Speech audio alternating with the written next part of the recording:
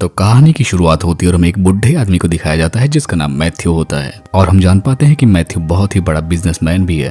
और हम देखते हैं कि मैथ्यू आज रात पेरिस जाने वाला है जिसके लिए वो टिकट खरीद रहा है। जिसके बाद वो वापस घर पहुंचता है और अपने नौकर मार्टिन से बोलते हैं कि मार्टिन तुम सारा सामान पैक कर लो, हम आज रात ही पेरिस जाने वाले हैं। इसके बाद अब मैथ्यू अपने रूम में जाता है जहाँ पर उसके रूम में बहुत सारी उल्टी सीधी चीजें पड़ी होती हैं।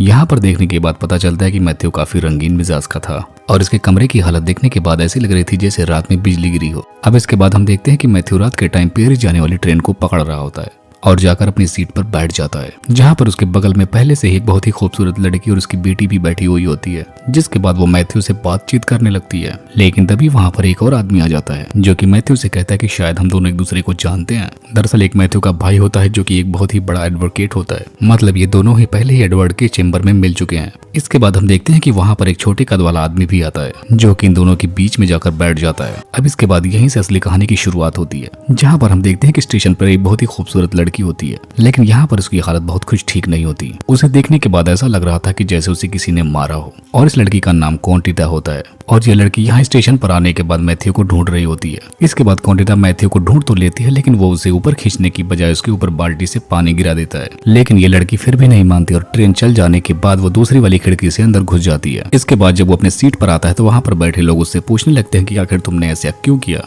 और तुम तो ऐसे नहीं लगते, तुम तो बहुत ही पढ़े लिखे इंसान लग रहे हो। जिस पर मैथ्यू इनको अपना फ्लैशबैक बताने लगता है। यहाँ पर हम देख पाते हैं कि मैथ्यू अपने भाई के चेम्बर में बैठकर उसका इंतजार कर रहा होता है जो कि कोर्ट में गया होता है और तभी कुछ ही देर बाद एडवर्ड भी वहाँ पर आ जाता है। जिसके बाद वो लंच करने के लिए मैथ्यू के चेम्बर में चले जाते हैं जहाँ पर मैथ्यू अपने नई मैट से मिलता है और वो उसे देखते उसके पपीतों के ख्यालों में खो जाता है और यहाँ पर वो उससे कहता है कि तुम्हारी जवानी किसी का खिलौना नहीं है। और यहाँ पर ये वही मैट होती है जिसके ऊपर इसने पानी डाला था। और यहाँ पर लंच करते टाइम भी उसका सारा ध्यान कॉन्टिटा पर ही होता है। अब रात होने से पहले मैथ्यू अपने नौकर कॉटन से बोलता है कि कॉन्टिटा से बोलो कि मेरी ड्रिंक लेकर मेरे रूम में आए। अब थोड़ी देर बाद कॉन्टिटा ड्रिंक लेकर मैथ्यू के रूम में जाती है। जिसके बाद मैथ्यू कॉन्टिटा को अपने पास आराम से बैठाता है और उसे बातचीत करने लगता है। इसी दौरान पूछता है कि तुम आखिर रहती कहाँ पर हो। तब यहाँ पर कॉन्टिटा बताती है कि मैं कुछ दिनों के लिए अपने मम्मी के साथ पेरिस रहने के लिए आई हूँ। लेकिन यहाँ पर मैथ्यू का ये सब पूछने का मतलब तो कुछ और ही था। जिसके बाद वो कॉन्टिटा के करीब आता और उसे बुरी तरीके से टच करने लगता है और उसे किस भी कर लेता है। लेकिन यहाँ पर कॉन्टिटा को उसकी यह हरकत बिल्कुल पसंद नहीं आती। जिसके बाद वो उठकर वहाँ से जाने लगती है। अब अगली सुबह मैथ्यू को कॉन्टिटा कहीं दिखाई भी नहीं देती। जिसके बाद वो अपने नौकर मार्टिन से पूछने लगते हैं कि आखिर कॉन्टिटा कहाँ चली गई। तब यहाँ पर उसका नौकर बताता है कि कॉन्टिटा अपना जॉब छोड़कर जा चुकी है और हमें उसके बारे में ज्यादा कुछ डिटेल भी नहीं मालूम है। अब कुछ टाइम गुजर जाने के बाद हम देखते हैं कि मैथ्यू एक रेस्टोरेंट में जा रहा होता है और तभी रास्ते में कुछ लोग उसे चाकू दिखाकर उसका सारा माल उसे छीन लेते हैं। लेकिन यहाँ पर मैथ्यू तो काफी अमीर आदमी होता है और वो रेस्टोरेंट में जाकर बैठ जाता है और थोड़ी ही देर बाद वहाँ पर कॉन्टिटा भी आ जाती है जो कि उसका वॉलेट और उसका पैसे देते हुए कि मुझे माफ करना, जिन्होंने तुम्हारे पैसों को छीना था वो हमारे ही दोस्त हैं। जिसके बाद मैथ्यू कॉन्टिटा को यहाँ पर देखकर बहुत ज्यादा खुश होता है, इसीलिए वो पैसे मैथ्यू कॉन्टिटा को वापस कर देता है। तब यहाँ पर मैथ्यू कॉन्टिटा से पूछता है कि आखिर तुम काम को छोड़कर क्यों चली गई। तब यहाँ पर कॉन्टिटा बताती है कि तुमने मुझे जो किस किया था इसी वजह से मुझे काफी बुरा लगा था और इसीलिए मैंने जॉब छोड़ दिया। लेकिन इस बार कॉन्टिटा यहाँ से जाने से पहले मैथ्यू को अपना एड्रेस दे जाती है। अब इसके बाद हम देखते हैं कि वो बुढ़ा फौरन ही अगली सुबह कॉन्टिटा के सीधा घर पर पहुंच जाता है जहां पर उसकी पहले मुलाकात कॉन्टिटा की माँ से होती है। अब उसे देखने के बाद कॉन्टिटा अपनी मॉम को बताती है कि ये वही ताऊ हैं जिन्होंने हमें पैसे दिए थे। जिसके बाद कॉन्टिटा की मॉम बुढ़े चाचा के लिए उनके लिए नाश्ता पानी बनाती है और इतनी खातिरदारी देखकर ये बुढ़ा कॉन्टिटा की माँ को कुछ और पैसे भी देता है और फौरन वहां से जाने लगता है। अब अगले दिन हम देखते हैं कि ये बुढ़ा कॉन्टिटा के लिए एक लग्जरी पर्स लेकर आता है और इसी तरीके से वो कॉन्टिटा को धीरे धीरे अपनी मीठी मीठी बातों में फंसाते जाता है। अब यहाँ पर कॉन्टिटा भी दूसरी तरफ चाचा से गिफ्ट लेकर उन पर फिदा हो रही थी। अब इसके बाद ये बुढ़ा कॉन्टिटा की मॉम को अपने घर पर बुलाता है और उनके साथ काफी बातें करता है और इसके साथ साथ इनको काफी पैसे भी देता है। यहाँ पर वो उनके सामने अपने दिलों के अरमानों को खोल देता है और यहाँ पर वो बोल ही देता है कि मैं तुम्हारी बेटी से शादी करना चाहता हूँ। तो यहाँ पर ये बुढ़ी भी कम नहीं थी, ये भी बोलती कि मैं भी यही चाहती थी, लेकिन मैं अपनी बेटी से इसके बारे में एक बार जरूर बात करना चाहूंगी। जिस पर मैथ्यू इस बुढ़ी से बोलता है कि क्या तुम कॉन्टिटा को कल यहाँ तक लेकर आ जाओगी। अब अगले दिन हम देखते हैं कि यह ठरकी बुढ़ा बिल्कुल तैयार होकर कॉन्टिटा का इंतजार कर रहा होता है। लेकिन काफी देर इंतजार करने के बाद ना कॉन्टिटा ना ही उसकी सासू माँ वहाँ पर आती हैं। जिसके बाद यहाँ पर इस बुढ़े को कॉन्टिटा का एक लेटर मिलता है जिस पर यह लिखा होता है कि मैं तुम्हारे पास खुद ही आने वाली थी। लेकिन तुमने मेरी मॉम से मुझे खरीदने की कोशिश की, जो कि मुझे बिल्कुल भी पसंद नहीं, और अब मैं तुमसे कभी नहीं मिलूंगी। और ऐसा सुनने के बाद इस बुढ़े के तो होश ही उड़ जाते हैं, जिसके बाद वो भागता हुआ कौंदिता के घर पर ही जाता है। लेकिन इससे आने से पहले वो दोनों यहाँ से जा चुके थे। जिसके बाद हम देखते हैं कि काफी दिन गुजर जाने के बाद ये बुढ़ा फिर से कौंदिता से एक रेस्टोरेंट में मिल जाता है, जहाँ पर ये बुढ़ा कौंदिता से पूछता है कि तुम अचानक से ऐसे क्यों भाग गई और इस तरीके से तुमने मुझे क्यों छोड़ दिया। तब यहाँ पर कौंदिता बताती है कि ये सब कुछ तुम्हारी ही गलती थी, क्योंकि तुम मुझे अपने पैसों से खरीदना चाहते थे। पहले तो मैं तुमसे काफी नाराज थी, लेकिन तुम मेरे पीछे पीछे यहाँ तक आ गए और ये देखकर मुझे काफी अच्छा भी लगा।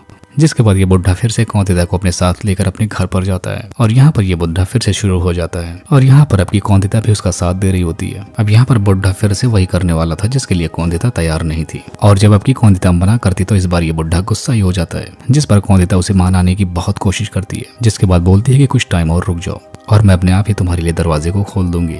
अब हम देखते हैं कि अगले दिन ये बुढ़ा कौंदिता को एक और लड़के के साथ अपने ही रूम में पकड़ लेता है और कौंदिता के बारे में उल्टा सीधा सोचने लगता है और बोलने लगता है। जिसके बाद मैथ्यू काफी गुस्सा होकर इन दोनों को अपने घर से निकाल देता है। अब हम देखते हैं कि 1 साल बीत चुका होता है, लेकिन इस बुढ़े का प्यार कौंदिता के लिए बिल्कुल भी कम नहीं हुआ था और वो इस बारे में अपने कजन एडवर्ड से हेल्प मांगता है। जिसके बाद वो कौंदिता और उसकी मॉम का पता लगा लेता है और उनको पेरिस से बाहर निकलवा देता है। जिसके बाद वो इनको जेल भी भिजवा देता है, जिसकी वजह से इनको सिविल में रहना पड़ता है। अब हम देखते हैं कि कुछ दिनों बाद ये बुढ़ा सिविल घूमने के लिए जाता है, जहाँ पर ये बुढ़ा रात के टाइम दोबारा से कौंदिता से मिलता है, जहाँ पर वो अपनी गलती के लिए कौंदिता से सॉरी बोलता है और यहाँ पर वो कौंदिता से पूछता है कि आजकल तुम क्या काम कर रही हो। तब कौंदिता बताती है कि मैं पास वाले क्लब में डांसिंग का काम करती हूँ। जिसके बाद अगली सुबह ये बुढ़ा बार में जाता है कौंदिता का डांस देखने के लिए। जिसके बाद कौंदिता उससे मिलती है और वो बोलती है कि थोड़ी देर बाद मेरा भी नंबर आने वाला है, तब मैं डांस करूंगी और अभी मैं रेस्ट करने के लिए ऊपर जा रही हूँ। अब यहाँ पर कौंदिता के जाने के बाद एक लड़की उस बुढ़े के पास आती है और यहाँ पर वो उसे बताती है कि तुम्हारी महबूबा कोई आराम करने के लिए नहीं गई है और अगर तू सच जानना चाहता है तो ऊपर जाकर उसके कमरे में देख ले।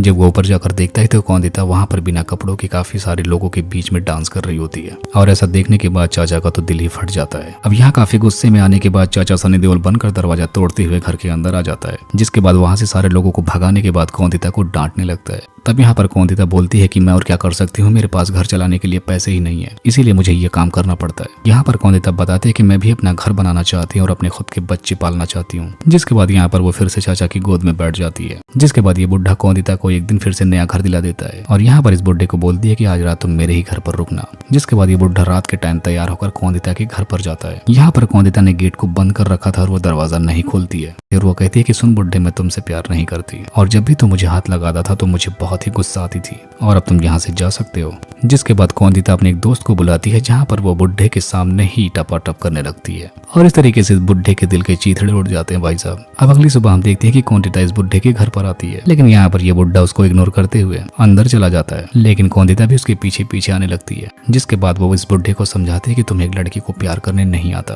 और इसकी इस बात पर इस बुढ़े को काफी गुस्सा आ जाता है और यहाँ पर वो कौंदिता को जोरदार एक थप्पड़ मारता है। अब यहाँ पर कौंदिता भी इस बुढ़े के गुस्से से काफी डर जाती है और यहाँ पर वो उस बुढ़े को बताती है कि कल रात तुमने जो कुछ भी देखा वो बस एक नाटक था। यहाँ पर ये बताते हैं कि मेरा दोस्त जो तुमने कल रात उसको मेरे साथ में देखा वो एक गे है, वो कभी भी ऐसा कुछ नहीं कर सकता। और इतने में ही कहानी प्रेजेंट में आ जाती है, जहाँ पर हम देखते हैं कि कौंदिता चाचा के पास आकर बाल्टी का पानी उसके ऊपर फिर से गिरा देती है। जिसके बाद इन दोनों की लड़ाई खत्म हो जाती है। जिसके बाद ये दोनों एक दूसरे के साथ पेरिस जाने लगते हैं और इसी को दिखाते हुए इस मूवी का यहीं पर एंड हो जाता है।